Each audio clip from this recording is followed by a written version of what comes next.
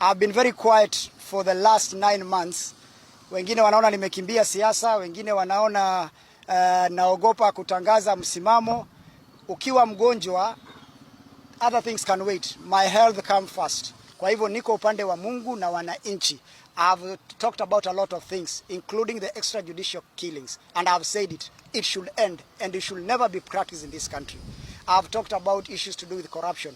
I've talked about issue ya the Deputy Inspector General. Mimi nasikia ati amerudi, nasikia fununu, sijui kama ni ukweli. Nasikia ati amerudi kwa ofisi. He should go home, and we are not going to allow him. A young man died in a police station.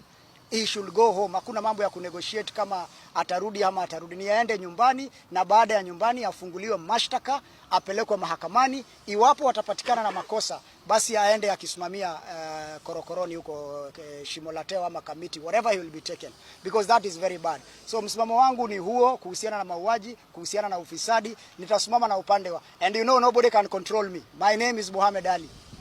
Allow me to serve the people of Nyali first. 2027. Wewe niangalie vizuri sura yangu.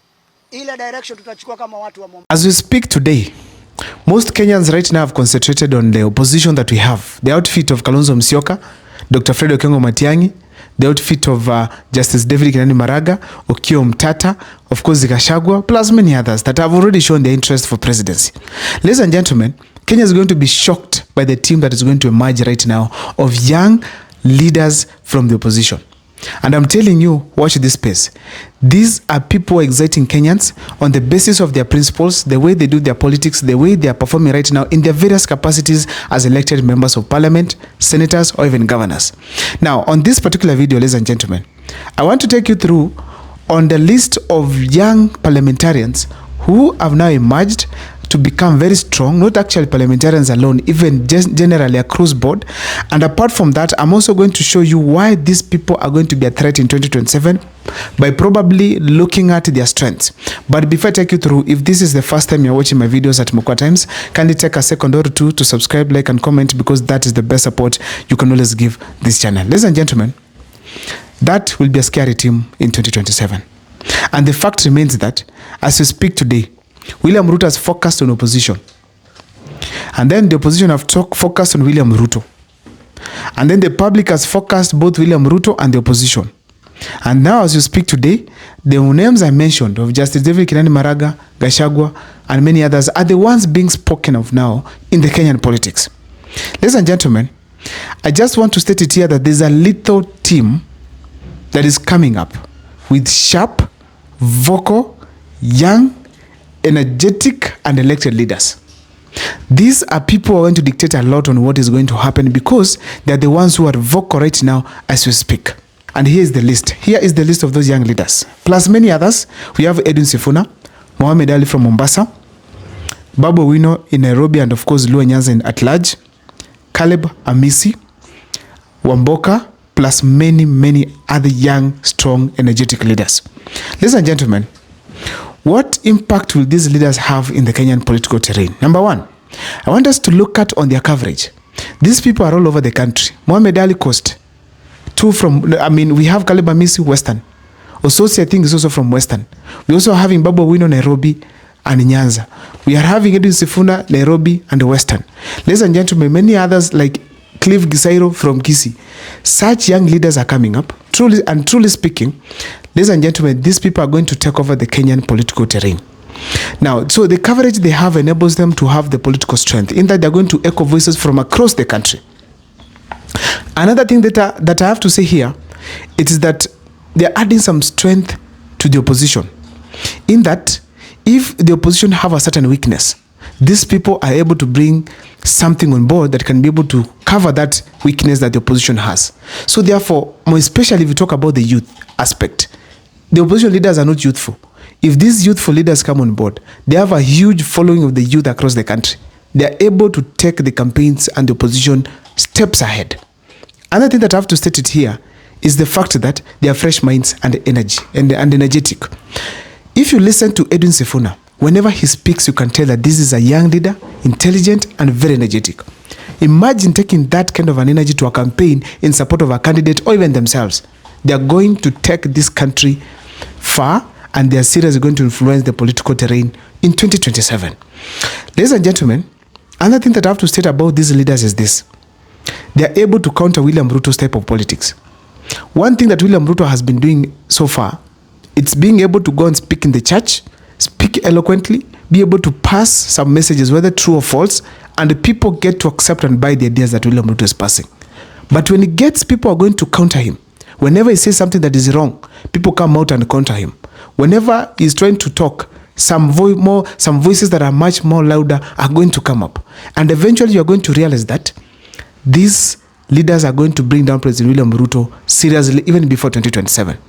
Ladies and gentlemen, as we speak today, William Ruto is banking on his development projects that he has been launching across the country, whether they benefit Mwananchi or not. And William Ruto is going to pamper them. He's going to talk about how these projects are very impactful in the Kenyan economy. But now, this kind of a narrative of William Ruto requires some understanding from some sharp leaders like Edwin Sifuna, who are able to come out and argue on various projects that have been implemented by President William Ruto, but they're yet to impact on Kenyans, or maybe they weren't even necessary. And we have noted across, there are some benefits, commercial benefits to some of these projects that William Ruto has launched. The people can be able to bring out the voices and say this was wrong, this happened that way, are these young leaders. So therefore, as we speak today, William Ruto is having a big challenge to counter some of these leaders who are probably prepared to bring him down before 2027. Ladies and gentlemen, another thing that I'm able to tell is this. These people have one simple thing in common. They are against President William Ruto. Being against President William Ruto is a big thing, in that they are going to win the people very fast. And once they win the people, some of them are going to take over seats in various parts, like Edwin Sifuna is likely to get back in Nairobi. And for him actually to get back, he has to get with the people. So we expect him to resign very soon. So ladies and gentlemen, once they have the people, then William Ruto will be threatened, because once the people are against you, it's done. Considering the fact that most of them are from Western region, let me talk of Edwin Sifuna, let me talk of Osotsi, let me talk of someone like Babu Wino. Let me just generalize that as a Western Kenya. Let me also talk about Caleb Amisi. Those Western Kenya is the region that William Ruto is banking on. So if it is destabilized by some of these leaders, then William Ruto's re-election is threatened.